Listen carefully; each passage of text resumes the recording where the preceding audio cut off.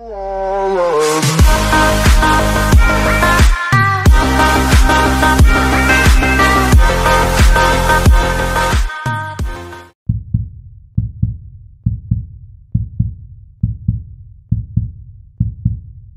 est monté avec une vitesse extraordinaire, j'estime à plus de 2000 à l'heure.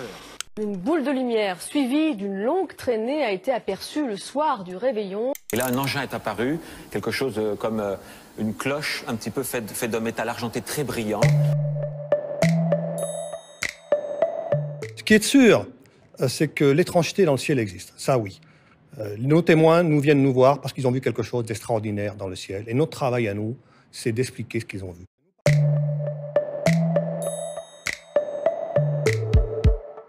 Nous parlons de phénomènes aérospatials non identifiés, de PAN. Au moins, ça n'induit pas une réponse, ce n'est pas forcément un objet. Et puis, ça n'a pas de la connotation extraterrestre qu'à l'OVNI. Presque tout le temps, à 1% près, nous expliquons ce qu'ils ont vu. Et ce n'est pas des extraterrestres. Une étrangeté dans le ciel, ça peut venir d'un objet, d'un phénomène qui, par sa nature même propre, est étrange au départ. Quelqu'un qui n'a jamais vu une foudre en boule peut être surpris par une foudre en boule ou même une météorite. Mais dans beaucoup de cas, on se rend compte que ce qui a été le point de départ était simple, banal. Un avion, un astre. Ça peut être la Lune, le Soleil, et c'est Vénus, Sirius. Et pour autant, c'était étrange pour le témoin. C'est donc qu'il s'est rajouté plein de choses, beaucoup de phénomènes. Des phénomènes physiques, des nuages qui ont dû passer devant la Lune et la rendre étrange, des éclairages qui ont fait que les avions ont perdu leurs ailes, et puis également des phénomènes de type humain. Des phénomènes de mémoire, des phénomènes d'interprétation, de reconstitution mentale ou d'illusion d'optique. Et tout cet agencement de phénomènes peut avoir ensemble créé l'étrangeté. Plus un témoignage est étrange, plus il nous faut de la consistance pour, appuyer l'ensemble. Par exemple, si quelqu'un me dit qu'il a vu une soucoupe volante, et qu'il bon, ok, viens me voir avec une soucoupe volante, je vais le voir, mais il ne peut pas répondre parce qu'il l'a vu sur sa mobilette, dans un rétroviseur, à la sortie d'un virage, il y avait un camion qui l'éblouissait derrière. Je vais considérer qu'il n'a pas assez d'informations à me donner. Voilà.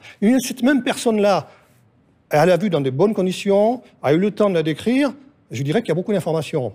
Mais même si cette personne-là, maintenant, commence à me dire qu'il en voit tous les jours et puis il change d'avis tous les jours, je considérais qu'il y a de l'information, mais il n'y a pas de la fiabilité. Alors, et c'est tout ça qu'il faut apprécier. Alors, nous avons des témoignages qui traduisent une inquiétude, une manifestation psychologique délicate, difficile, voire carrément des gens très dérangés, mais ça reste une minorité. Nous avons à peu près toutes les tranches de la population. Nous avons décidé de ne plus répondre à l'étrangeté traduite par l'écran lui-même. Parce que, par expérience, nous avons montré qu'on arrivait toujours à l'expliquer, que c'était le téléphone qui créait l'étrangeté, des aberrations internes à l'appareil. Par contre, le téléphone est très utile aujourd'hui dans la mesure où le témoin vient avec ses yeux, l'étrangeté qu'il a pu voir, mais il nous amène aussi la photographie de cette étrangeté. Et là, c'est très utile. Nous avons, pour faire nos travaux, des conventions avec un certain nombre d'institutions. La météorologie, bien sûr, parce qu'il y a beaucoup de phénomènes qui sont liés à la météorologie, mais aussi la défense. Oui, la défense nous donne, sous convention, des pistes d'avion, des pistes radars d'avion, que nous pouvons utiliser dans nos enquêtes. Ce type de question est associé à aussi la thèse extraterrestre, effectivement. En général, on pense à ces choses-là avec l'idée qu'effectivement, la vérité à cacher, celle dont vous parlez, c'est que les extraterrestres sont là. Je dirais que dans les deux cas, thèse extraterrestre ou complot, on est un peu dans le niveau de la croyance.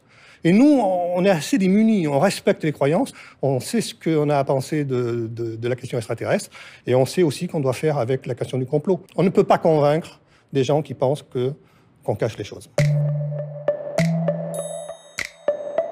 Nous avons, en termes de phénomènes inexpliqués, un taux de l'ordre de 1%.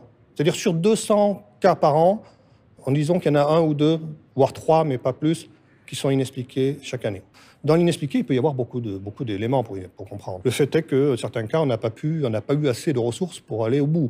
Dans d'autres cas, on est peut-être tombé sur un problème d'hallucination, un problème psychologique. Voilà. Et dans d'autres cas, c'est la connaissance qui nous manque, qui viendra demain. Et puis, dans cette liste, pourquoi pas la possibilité d'extraterrestres. Nous n'avons strictement aucune preuve.